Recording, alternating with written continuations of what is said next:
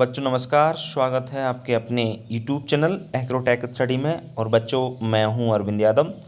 बच्चों practice test जिस तरीके से हम आपके चला रहे हैं तो ये आपका प्रैक्टिस टेस्ट है MPPAT की छात्र या जो भी एग्रीकल्चर कंपटीशन की तैयारी कर रहे छात्रों के लिए एग्रीकल्चर के वेरी मोस्ट क्वेश्चन जो आपके एग्ज़ाम के पर्पज़ से बहुत ही महत्वपूर्ण है। तो बच्चों इस प्रैक्टिस टेस्ट में मैं आप कितना क्वेश्चन कर पाते हैं, आपकी कैसी तैयारी चल रही है, ये आप खुद इस चीज़ का पहचान सकते हैं, जान सकते हैं। ठीक है ना। तो बच्चों हमें प्रैक्टिस टेस्ट शुरू करने से पहले आपको बता देते हैं कि MPPAT के फॉर्म जस्ट आने वाले हैं और आप तैयारी रेगुलर रखें और तैयारी करते रहें आप लोग। ठीक ना। तैयारी आपको बीच में बिल्कुल भी नहीं छोड़ना है। जो डाउट है आपके मन में, जैसे कि पेपर होगा नहीं होगा, ICAR के माध्यम से होगा, तो ऐसा अभी तक कोई भी सूचना जारी नहीं हुई है। MPPAT के फॉर्म जरूर आएंगे और एग्ज़ाम आपका अक्टूबर में होगा। ठीक है ना, बिल्कुल परेशान ना हो।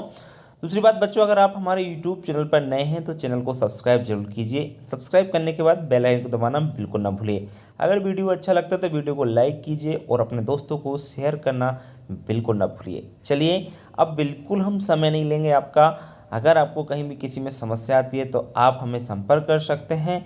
मोबाइल नंबर आपको पास होगा ही, और कहीं भी अगर कोई दिक्कत आती है तो आप कॉल भी हमको कर सकते हैं। चलिए अब देर न करते हुए हम इस वीडियो की शुरुआत कर लेते हैं। बच्चों 101 प्रश्न कंप्लीट हो गए थे। इसके बाद 102वां प्रश्न हम देखते हैं। पैगिंग किस फसल से संबंधित है? पैगिंग किस फसल से संबंधित है? मूंगफली, सोयाबीन, तिल या चना? तो बच्चों पैगिंग किस में की जाती है, आप बताइए किस में होती है? तो आंसर आपका सही होगा, बिल्कुल आंसर आपको देना है बच्चों, और सही आंसर है आपका मूंगफली। पैगिंग किससे संबंधित है? मूंगफली से। पैगिंग क्या होती है आपको पता है कि जो मूंगफली होती है उसके पैग नीचे की ओर जाते हैं, उसे हम पैगिंग कहते हैं। और नीचे जाके फिर आपका क्या बनता है, क्योंकि ऊपर जो पॉलिनेशन हो जाता है और पॉलिनेशन के बाद फर्टिलाइजेशन होने के बाद वो नीचे आपका पैग चला जाता है। रेटिंग किस फसल से संबंधित है बच्चों? रेटिंग एक चना से, दूसरा कपास से, तीसरा मूंगफली से, चौथा है जूट से। तो रेटिंग की जो क्रिया है बच्चों, ये संबंधित किससे, आपको आंसर देना है। जी हाँ, बिल्कुल आंसर आपका एकदम सही होना चाहिए। और आपका जो आंसर है वो है बच्चों आपका जूट। क्या आंसर है? जूट आपका रेटिंग। जूट को क्या करते हैं, 34 डिग्री सेल्सियस पर इसको आपका पानी में सड़ाया जाता है। उस क्रिया को हम लोग रेटिंग कहते हैं। नेक्स्ट प्रश्न है आपका, मसालों का राजा किसे कहा जाता है? बच्चों मसालों का राजा काली मिर्च को, दूसरा है धनिया को, तीसरा है सौंफ को और चौथा है जीरा को। तो मसालों का राजा किसे कहते हैं, आपको आंसर देना है और आंसर आपका एकदम सही होना चाहिए। जी हाँ बच्चों, आपका आंसर एकदम सही है और मसालों का राजा कहा जाता है आपका काली मिर्च को। अब मसालों की रानी किसे कहते हैं, ये आपको कमेंट बॉक्स में लिखकर ज़रूर बताएं कि मसालों की रानी किसे कहा जाता है। मसालों की रानी देखो आ ही गया, बताने की ज़रूरत है ही नहीं। काली मिर्च, सेकंड है धनिया, थर्ड है छोटी इलायची और फोर्थ है जीरा। तो मसालों की रानी किसे कहते हैं आप लोग ही बता सकते हैं। बिल्कुल आप एकदम सही कह रहे हैं, आपका दिमाग सही चल रहा है, एकदम आपका आंसर सही है, छोटी इलायची। मसालों की रानी किसे कहते हैं? छोटी इलायची को कहा जाता है। शीतोष्ण फलों का राजा किसे कहा जाता है बच्चों? सेब को, खजूर को, अंगूर को या आम को? तो शीतोष्ण फलों का, टेम्परेट फ्रूट जो है उसका किंग किसे कहते हैं? King of temperate fruits. तो आपको पता है कि शीतोष्ण फलों का राजा कहा जाता है आपका किसे? जी हाँ बच्चों, बिल्कुल आंसर आपका एकदम सही होना चाहिए और आंसर सही है आपका सेब। ठीक है। नेक्स्ट है आपका, प्रति व्यक्ति प्रतिदिन फल की आवश्यकता होती है। प्रति व्यक्ति प्रतिदिन फल की आवश्यकता कितनी होती है? 85 ग्राम, 120 ग्राम, 150 ग्राम एवं 200 ग्राम। तो इसमें बड़ा कन्फ्यूज़न है। कन्फ्यूजन इसलिए है क्योंकि इसमें दो आंसर दे रखे हैं। एक तो आंसर इसका ICMR के अनुसार अगर हम इसका आंसर सही करें तो आंसर सही होगा 85 ग्राम, और जनरल हम बात करें कि प्रति व्यक्ति प्रतिदिन फल आवश्यकता तो होगा आपका 120 ग्राम। तो बच्चों बिल्कुल आप कंफ्यूज ना हो, है ना। कंफ्यूज होने की बिल्कुल आवश्यकता नहीं है। ये प्रति व्यक्ति प्रतिदिन फल की आवश्यकता होती है। अब 85 ग्राम और 120 ग्राम दोनों ही इसके आंसर सही होंगे। और इस तरह से अगर एग्जाम आता है तो ICMR के अनुसार ही सही माना जाता है। तो आपका आंसर सही हुआ है 85 ग्राम। ठीक है, कंफ्यूज बिल्कुल ना हो। कपास की एक गांठ का वजन होता है, भार होता है 180 किलोग्राम, 170 किलोग्राम, 200 किलोग्राम एवं 250 किलोग्राम। तो बच्चों कपास की एक गांठ का वजन, आप सोच रहे हैं गांठ का क्या मतलब है बच्चों, इसको कैंडी में तोला जाता है जनरली कपास को। तो एक जो कैंडी होते हैं उसका जो वजन होता है ना, जनरली की रुई होती है तो रुई को कैंडी में तोलते हैं और उसका वजन जो होता है ना वो होता है 170 किलोग्राम। और जो जूट होती है ना, जूट का होता है 180 किलोग्राम। ये आप लोग जरूर याद रखेंगे। अरुणा किस फसल की किस्म है बच्चों? अरुणा धान की, अरंडी की, कपास की और सोयाबीन। तो बच्चों बड़ा अच्छा प्रश्न है, अरुणा किस फसल की किस्म है? तो आपको आंसर देना है, बिल्कुल आपका आंसर सही होना चाहिए बच्चों। और आंसर एकदम सही है बच्चों, आपका अरुणा जो वैरायटी है वो किसकी है? अरंडी की। याद रखने का बड़ा अच्छा फॉर्मूला है, मतलब अरंडी। एक होती है वरुणा। बच्चों अगर अरुणा की जगह वरुणा होती तो वरुणा किसकी किस्म है? वरुणा याद रखना, वरना सरसों की किस्म है। ठीक है ना, कन्फ्यूजन बहुत ज़्यादा होता है, तो इसलिए मैं आपको तरीका बता दिया है कि अरुणा अगर अरंडी है तो आपका अरुणा है, और वरुणा आपकी किसकी है? ध्यान रखें, सरसों की है। बढ़ते हैं हम लोग आगे। फूलों की रानी किसे कहा जाता है? फूलों की रानी गुलाब को, गेंदा को, गुलदाउदी को या ग्लैडियोलस? बड़ा अच्छा प्रश्न है बच्चों, फूलों की रानी किसे कहते हैं? आपको बताना है। फूलों का राजा भी आप यहाँ पर बता सकते हैं, फूलों का राजा और फूलों की रानी। तो फूलों की रानी कहा जाता है ग्लैडियोलस को, जबकि फूलों की राजा होता है गुलाब। ये याद रखें, फूलों की रानी कौन है? ग्लैडियोलस, और फूलों की रानी कौन है? गुलाब। राजा कौन है? गुलाब। ठीक है, बढ़ते हैं हम लोग आगे। निम्न में से गरीब का घी कहलाता है? बड़ा अच्छा प्रश्न है। गरीब का घी तिल को कहते हैं, सोयाबीन को कहते हैं, मूंगफली को कहते हैं, या चौथा है सरसों को कहते हैं।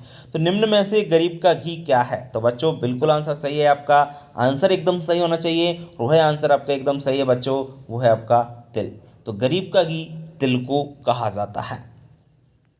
नेक्स्ट है बच्चों गलघोंटू, यानी इसको हम HS, इसका पूरा नाम होता है हीमोरेजिक सेप्टिसिमिया नामक बीमारी गाय में किस जीवाणु से होती है? बुबली सेप्टिका, वाट्सफलिटिक, ये क्या है? पक्षरेला बॉबी सेप्टिका या उपरोक्त सभी? बच्चों मैं आपको बता देता हूँ, गलघोंटू रोग आपका जो गाय में होता है पास्चुरेला बॉबी सेप्टिका के द्वारा होता है जनरली, पास्चुरेला बॉबी सेप्टिका। वैसे ये इन्होंने सही से टाइप नहीं कर पाया, तो मैं आपको आंसर बता देता हूँ। इसका आंसर ये होना चाहिए पास्चुरेला बॉबी सेप्टिका। पूरा ढंग से नहीं लिख पाया, और अगर भैंस का पूछता तो होता है पास्चुरेला बोवेली सेप्टिका। ओके, ये आप जरूर याद रखेंगे।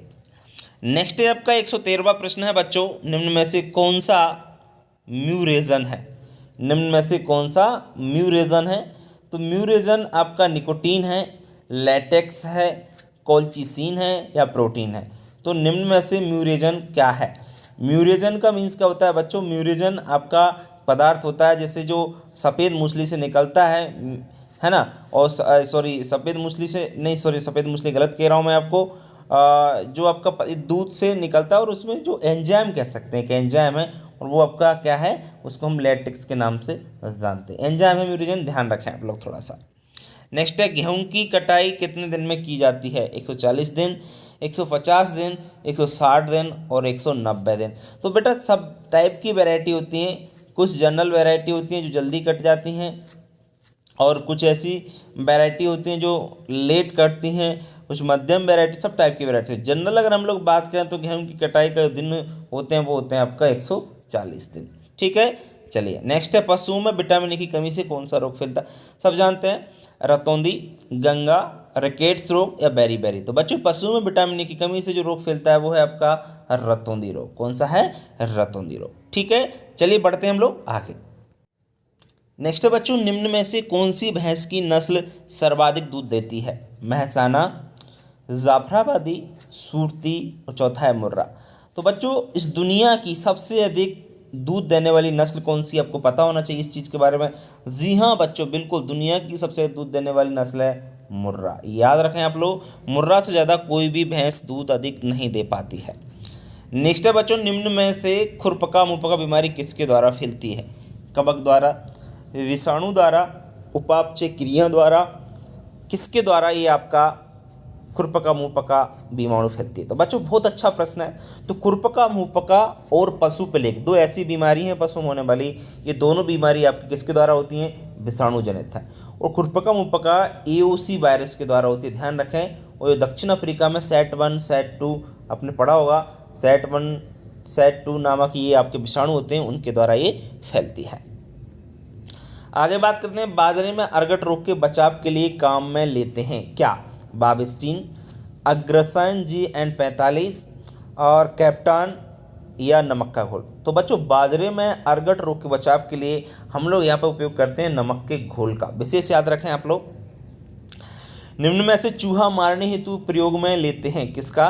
कैप्टान एंड फोरम का, DDT का, जिंक फॉस्फेट या हेल्प सल्फाइड। बच्चों चूहों को मारने की जो सबसे बेस्ट दवा है वो है, मैं आपको बताता हूँ, आपको बताना है वैसे आंसर आप लोग खुद आपके दिमाग में रख लीजिए और आपका जितने भी प्रश्न सही होते हैं वो सभी आप मुझे कमेंट बॉक्स में लिखकर ज़रूर बताइए। तो बच्चों निम्न में चूहा मारने की सबसे बेस्ट दवा है वो है आपकी जिंक फॉस्फाइड। आगे बढ़ते हैं हम लोग, निम्न में क्लोरोफिल, ये जेल हो गया, क्लोरोफिल का मुख्य अवयव है क्या? कौन सा तत्व है? मैग्नीशियम, नाइट्रोजन, क्लोरीन या बोरोन। तो बच्चों क्लोरोफिल मतलब जो हरित लवक होता है, मतलब जो पत्तियां हम देखते हैं पेड़ों की हरी होती हैं, क्यों होती हैं? उसमें मेन कंटेंट कौन सा है? तो याद रखें मेन कंटेंट है आपका जो कौन सा है बच्चों? Magnesium Mg। ठीक है। निम्न में मक्का में सिंचाई की नाजुक अवस्था या हम कह सकते हैं क्रिटिकल स्टेज ऑफ मेज कौन सी है? दूधावस्था, सिकिंग एंड टेसलिंग स्टेज, और ऑफ आंसर या कोई नहीं। तो बच्चों मक्का में सिंचाई की नाजुक अवस्था होती है आपकी, आंसर सही होगा बच्चों ये वाला आपकी सिल्किंग होना चाहिए। हम सिल्किंग एवं टेसलिंग जो स्टेज होती है, टेसल निकलते समय और सिल्क निकलते समय, इस समय सिंचाई करना अति आवश्यक होता है, तभी जाके हमको मेज से बहुत अच्छा प्रोडक्शन मिल सकता है।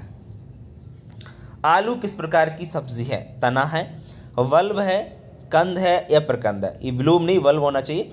आलू किस प्रकार की सब्जी है? सब जानते हैं। अब बच्चे सोच रहे हो कि आलू तो नीचे लगता है तो जड़ होगा, बिल्कुल नहीं बच्चों। आलू जो है एक मॉडिफाइड जो है क्या है? तना है। क्या है आपका? मॉडिफाइड तना है, मॉडिफाइड स्टेम है, ठीक है ना। तो आलू को हम लोग क्या कह सकते हैं? कंद कहते हैं। क्या कहते हैं? कंद। बड़ा कन्फ्यूजन वाला है कि आलू किस प्रकार की सब्जी है, बहुत सारे बच्चे तना लिख के आ जाएंगे, लेकिन नहीं, तना जब अंदर जाके मॉडिफाइड हो जाता है तो एक वो कंद बन जाता है। क्या बन जाता है? कंद बन जाता है। ठीक है, चलिए। निम्न में से पक्सिनिया ग्रैमिनेस संबंधित है किससे? गेहूं का रतुआ रोग, गेहूं का करनाल वंट रोग होना चाहिए यहाँ पे, गेहूं का कंडुआ या गेहूं का मुरझान बेद। तो बच्चों मैं आपको बताऊं, निम्न में से पक्सिनिया ग्रैमिनेस, वैसे पूरा नाम पक्सिनिया ग्रैमिनेस ट्रिटिसाइज जो है ना, वो गेहूं का रतुआ रोग, हम इसे क्या बोलते हैं? व्हीट रस्ट के नाम से इसको जाने जाते हैं। ठीक है ना। 3 तरह के रस्ट होते हैं, सबको पता हुआ, काला होता है, पीला होता है, भूरा होता है। तो 3 प्रकार के आपके रस्ट होते हैं जो गेहूं में लगते हैं। सूरजमुखी में कौन सा अमीनो एसिड पाया जाता है बच्चों? लाइकोपीन, लिनोलिक एसिड, एक बात दो दोनों। तो बच्चों सूरजमुखी में जो अमीनो एसिड पाया जाता है वो है आपका, आप लोगों को बताना है अमीनो अम्ल कौन सा पाया जाता है? लिनोलिक अम्ल पाया जाता है। कौन सा पाया जाता है? लिनोलिक अम्ल आपका सूरजमुखी में पाया जाता है। बहुत इंपॉर्टेंट क्वेश्चन है बच्चों। 125वां प्रश्न, निम्न में से काली क्रांति किससे संबंधित है? ब्लैक रेवोल्यूशन, बायोडीजल से, कोयला से, मिट्टी से या इनमें से कोई नहीं। तो बच्चों काली क्रांति या ब्लैक रेवोल्यूशन जो संबंधित है वो आपको पता होगा।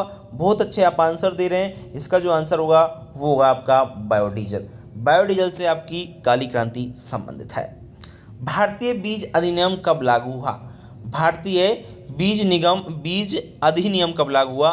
2 अक्टूबर 1980, 2 अक्टूबर 1969, 4 जनवरी 1990, 5 अगस्त 1995। तो भारतीय बीज अधिनियम जो लागू हुआ था वो हुआ था आपका, आपको आंसर देना है, एकदम सही आंसर होना चाहिए बच्चों, और आपका जो आंसर है वो एकदम सही है। आंसर है बच्चों 2 अक्टूबर 1969 को भारतीय बीज अधिनियम लागू हो गया था। नेक्स्ट है बच्चों, एग्रीकल्चर शब्द की उत्पत्ति किस भाषा से हुई है? तो एग्रीकल्चर शब्द की उत्पत्ति लैटिन, ग्रीक, अरबी या संस्कृत। तो बच्चों एग्रीकल्चर जो शब्द है उसकी जो उत्पत्ति हुई है वो हुई है आपकी लैटिन भाषा से। किससे हुई है? लैटिन भाषा से इसकी उत्पत्ति हुई है। आगे बात करते हैं हम लोग, एग्रोनॉमी शब्द की उत्पत्ति किस भाषा से हुई है? तो बच्चों एग्रोनॉमी भाषा के शब्द किससे हुई है बताइए आप लोग? ग्रीक, लैटिन, अरबी या संस्कृत। तो बच्चों एग्रोनॉमी शब्द की जो उत्पत्ति हुई है आपको बताना है वो किसके द्वारा हुई है? जी हाँ बच्चों, बिल्कुल आंसर सही है, ग्रीक भाषा से। किससे हुई है? ग्रीक भाषा से। एग प्लांट के नाम से जाना जाता है। कौन सा आपका ये सब्जी है जो इसको एग प्लांट के नाम से जानते हैं? आलू, टमाटर, बैगन या प्याज? तो बच्चों एग प्लांट के नाम से किसको जाना जाता है? बड़ा अच्छा आंसर है आपका और बहुत अच्छा आंसर आपका होना चाहिए बच्चों। जी हाँ, आंसर एकदम सही है आपका, बैगन। क्या है? बैगन को एग प्लांट के नाम से जाना जाता है। नेक्स्ट, भारत में सबसे ज़्यादा निर्यात किया जाता है क्या? मसाले, फसलें, एक बात दो दोनों या कोई नहीं? तो भारत में सबसे ज़्यादा निर्यात की जाते हैं, दूसरे देशों में भेजा जाता है, वो आंसर है आपका मसाले। मसालों को बच्चों ध्यान रखना, दूसरे देश में सबसे ज़्यादा निर्यात एक्सपोर्ट किया जाता है। जूट की एक बेल का वजन मैंने अभी बताया था 170 किलोग्राम, 180 किलोग्राम, 190 किलोग्राम या 200 किलोग्राम। तो मैंने आपको बता चुका हूँ क्या होता है, आप लोग बता सकते हैं। जी हाँ, आंसर एकदम सही होगा 180 किलोग्राम। और जबकि जो कपास है उसका वजन होता है एक बेल का 170 किलोग्राम। ठीक है, चलिए अब बढ़ते हैं हम लोग आगे 132वें प्रश्न की ओर। 132वां प्रश्न है बच्चों, निम्न में से शुष्क क्षेत्र में फलों का राजा किसे कहा जाता है? शुष्क फलों का मतलब ड्राई फ्रूट्स का जो आपका राजा होता है वो कौन होता है? एरिड फ्रूट्स का, सॉरी। आम, बेर, आंवला, अमरूद। तो बच्चों शुष्क क्षेत्र में फलों का राजा कहा जाता है आपके किसको? बताइए आप लोग। यहाँ पर वो अच्छी प्रकार से हो जाता है शुष्क क्षेत्र में, उसका नाम है बेर। बेर को शुष्क फलों का राजा कहा जाता है। भारत का राष्ट्रीय फल कौन सा है? सब जानते हैं भारत का राष्ट्रीय फल कौन सा है? केला, सेब, अमरूद या आम? तो भारत का राष्ट्रीय फल है बच्चों, सब लोग जानते हैं। बहुत अच्छा प्रश्न है और आंसर इसका सही होगा बच्चों। क्या होगा इसका आंसर सही, आप लोग बताओगे? इसका आंसर सही होगा बच्चों, जी हाँ बिल्कुल एकदम सही है, आम। आम को भारत का राष्ट्रीय फल कहा जाता है। राजस्थान में कुल कितने कीवी के? तो ये राजस्थान का प्रश्न है, यहाँ पे आ गया है। तो राजस्थान में कीवी की कितने, इससे हमको कोई लेना देना नहीं है। कौन सा पोषक तत्व पौधे में कोशिका भित्ति के निर्माण में सहायक है? तो कोशिका भित्ति के जो निर्माण में सहायक है वो है आपका कैल्शियम। क्या है? कौन सा पोषक तत्व पौधे में कोशिका भित्ति के निर्माण में सहायक है? तो वो है कैल्शियम। कैल्शियम कोशिका भित्ति बनाता है सेल की। मौसम शब्द किस भाषा से लिया? बड़ा अच्छा प्रश्न है। मौसम ग्रीक भाषा से, अरबी भाषा से, लैटिन भाषा से या संस्कृत भाषा से? तो बच्चों मौसम जो शब्द है इसको लिया गया है, ध्यान रखना आप लोग। ये आपकी लैंग्वेज होगी बच्चों अरबी। अरबी लैंग्वेज से आपका मौसम शब्द लिया गया है। नेक्स्ट है आपका प्रश्न, भारत में प्रथम कृषि विश्वविद्यालय की स्थापना कब हुई? कहाँ पर हुई, सॉरी? तो एक है पंतनगर में, दूसरा है मुंबई, तीसरा कलकत्ता और चौथा है दिल्ली। तो बच्चों भारत में प्रथम कृषि विश्वविद्यालय की स्थापना कहाँ पर हुई? आप सब जानते हैं, पंतनगर में हुई। और कब हुई? 1960 में हुई थी। कब हुई थी? 1960 में। भारत का पहला एग्रीकल्चर यूनिवर्सिटी आपकी पंतनगर, जीबी पंत आपकी कहाँ पर खोली गई थी? गोविंद बल्लभ भाई पंत एग्रीकल्चर टेक्नोलॉजी जो आपकी यूनिवर्सिटी है वो कहाँ पर खोली गई? ध्यान रखें, पंतनगर आपकी उत्तराखंड में खोली गई थी। 138वां प्रश्न है बच्चों आपका, निम्न में से ब्राउन हार्ट रोग मूली में किसकी कमी से होता है? सल्फर की कमी से, दूसरा है बोरोन की कमी से, तीसरा है कॉपर की कमी से, चौथा है मोलिब्डेनम की कमी से। तो ब्राउन हार्ट जो रोग होता है बच्चों वो होता है आपका बोरोन की कमी से। किसकी कमी से?